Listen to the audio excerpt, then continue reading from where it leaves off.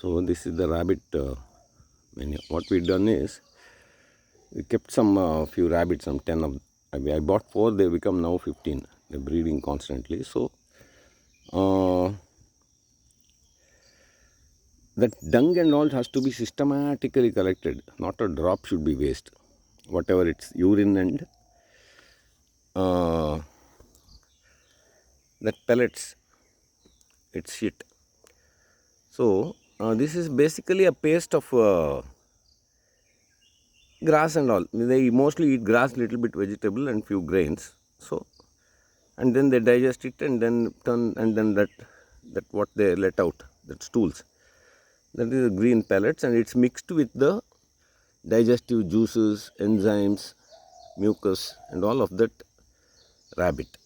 So numerous bacteria that exist inside the rabbit's gut and all to digest that stuff, and then mixed with that this kind of grass and all that, whatever we feed them, all that is turned into a fine paste and it comes out. So this one, what I do here is we collect it all and then we soak it for a day or two. So this one it includes that whatever leftover little bit grass and all what is fed to them, and once in a while it's all collected and put into this kind of a drum, and then so there's greenery, that all the waste, urine and the stools of that rabbit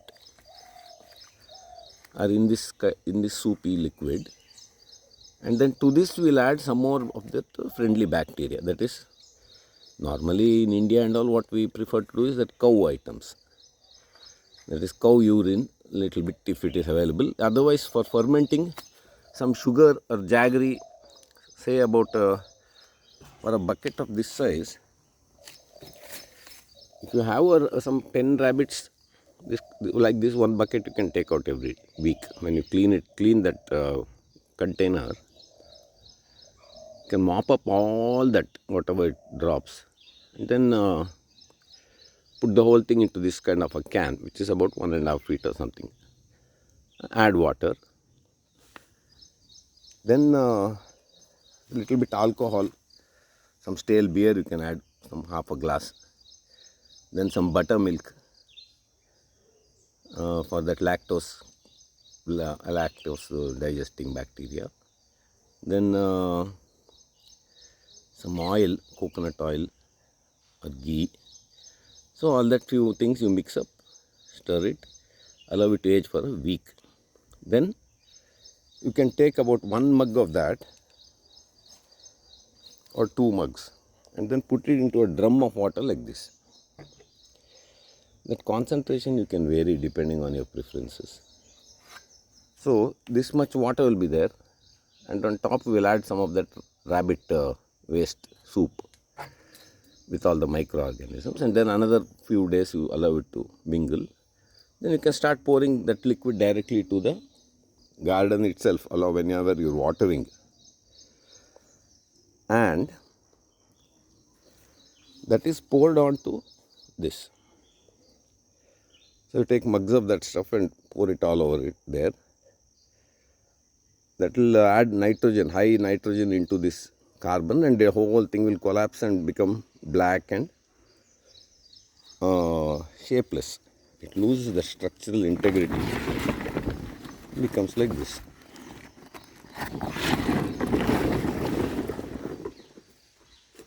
This is the second stage. From there, it's first like that. After you start dumping that manure items, it collapses quite a bit, by 70%, 60-70% collapse, and becomes like this.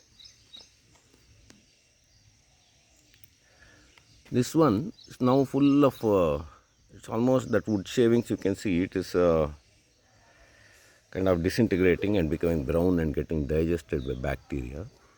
And then these millipedes and all are doing their job.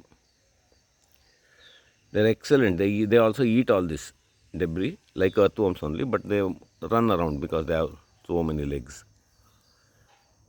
And so they are there, earthworms are there, And these millipedes also, they breed. So here you can see the babies.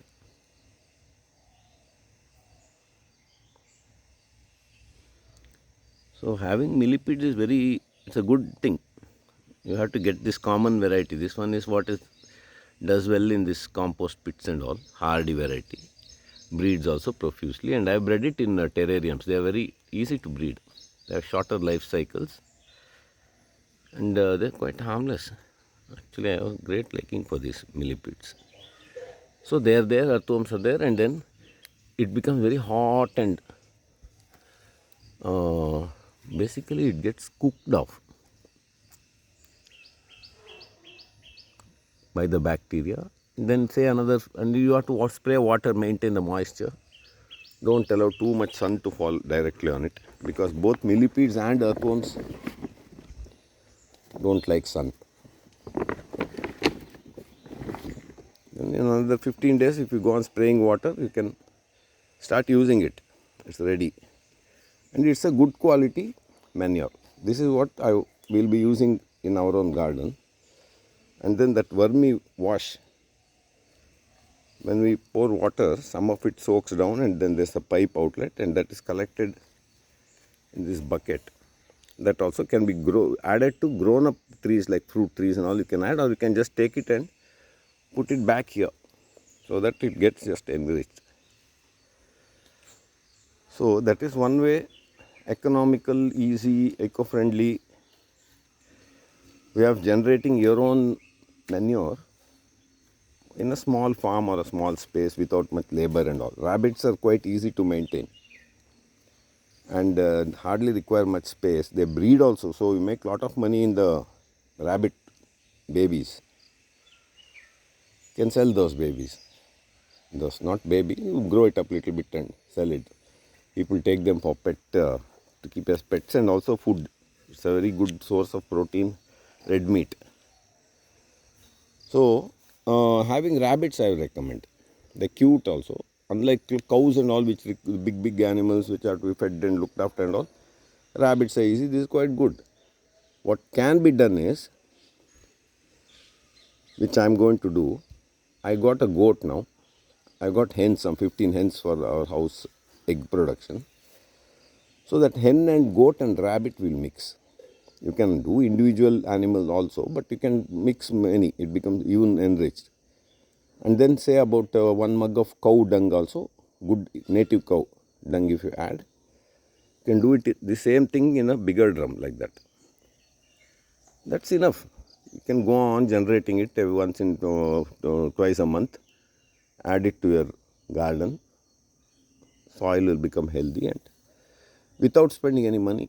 Moreover, not to talk of spending money, you make a lot of money because those rabbits are saleable. So that is one thing that we are doing here.